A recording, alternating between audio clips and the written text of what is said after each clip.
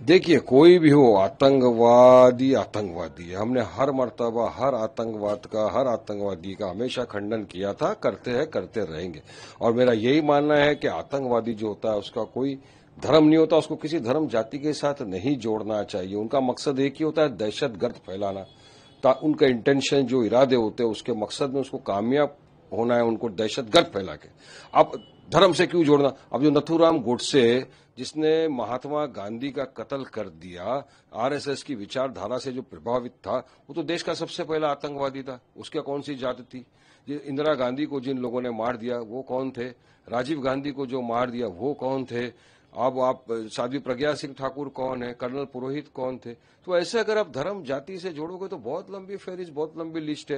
इसलिए हमारा ये मानना है कि जो भी आतंकवादी हो, जो भी आतंकवादी गतिविधियों में मुब्तला है, उसके खिलाफ कड़क से कड़क कानूनी कार्रवाई करके सजा मिलना ही चाहिए। देखिए, इनका क्या काम है? इनको बस सिर्फ मुसलमानों को टारगेट करके सारे मुसलमानों के खिलाफ नफरत फैलाना। हम तो वो लोग हैं जिन्होंने जंग की आजादी में अपनी जानें गंवाई, और हमको आज खुशी है कि हम माशाल्लाह प्राउड भारतीय मुसलमान हैं। मगर पोलराइज इनको करना है, ध्रुवीकरण की राजनीति करना है, इसलिए अनाप शनाप बकवास करते रहते हैं ये लोग।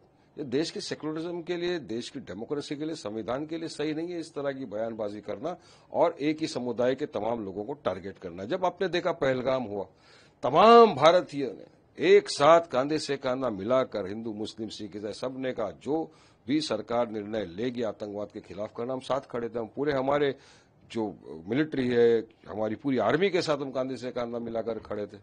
सब ने कंडेम किया, हार्डेस्ट वर्ड में कंडेम किया। यहां तक के केंद्र सरकार ने हमारे पार्टी के अध्यक्ष असद ओवैसी साहब को तो फॉरेन में भेजा, वर्ल्ड में भेजा, और कहा जाओ बताइए पाकिस्तान कैसे आतंकवादी गतिविधियों के अंदर मुब्तला हुआ है। जाके असद साहब ने पूरी पोल खोली, पूरी तरह से ठोक के आए दुश्मन मुल्क को वहां पर। उसके बाद भी आप इस तरह की अगर ये बोलोगे कि नहीं आतंकवादी है तो मुसलमान ही है, तो मैं समझता हूं कि असंवैधानिक है, गलत है। इस तरह की नफरत फैलाने का किसी को अधिकार नहीं है, और पूरे देश के मुसलमानों को इस तरह से आप बोल के एक गाली जैसा ये आपको देने का कोई अधिकार नहीं है।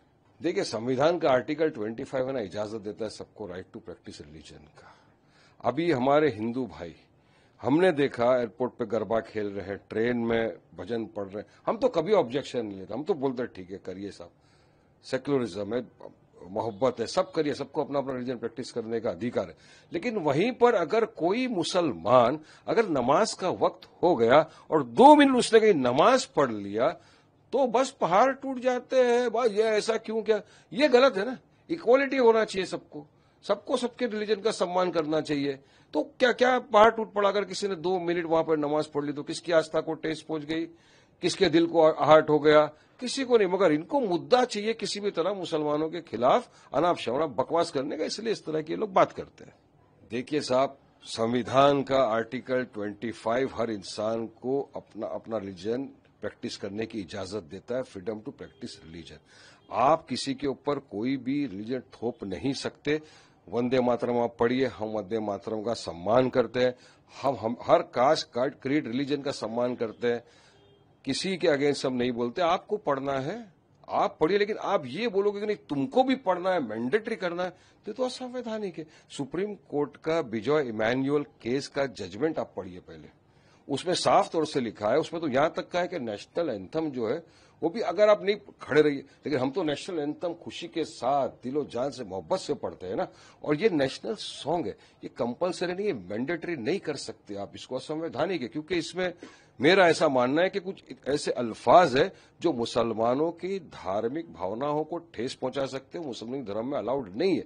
तो आप क्यों चाहते हो जबरन किसी के ऊपर ये थोपना? तो असंवैधानिक काम ना होना चाहिए देश में। सेकुलरिज्म का इससे खात्मा होता है, डेमोक्रेसी खतरे में आती है, और भारत देश सबका है। और हमने तो इस देश के जंग आजादी में हिस्सा लिया, जाने गवाए, तब देश आजाद है।